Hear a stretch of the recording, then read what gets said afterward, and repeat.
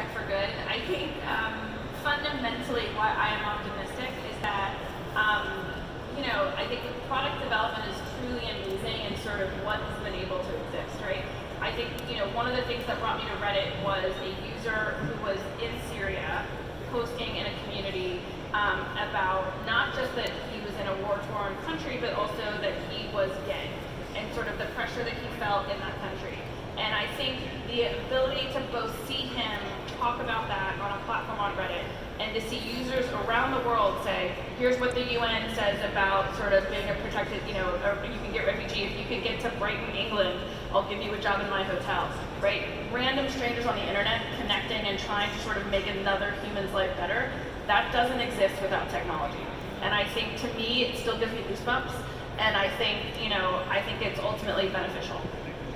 Yeah, so I love to invest in companies that are out of sci-fi movies, and it's really using the best in technology and science to solve the biggest human problems. Matters, so all the way from computational drug discovery to autonomous cars and so many things in between. And if you think about leveraging all that to help forward society, help reduce human suffering, make humans live better, that's amazing. So I think the ball is in our court now to make it work for our benefit, and because I think it will adapt, right? The changes will be tough. They will adapt, but let's make it less friction and less painful and as valuable as possible. Yeah, I think we're all three in agreement that tech, if done right, is for good, but it requires us to gain control of our own destiny. We have to deal with the issues that are fair challenges from government and from society, and I think we've got to rewrite it, but it's no longer going to be Silicon Valley. I was out of Boston 128 MIT. That was the Silicon Valley of 30 years ago.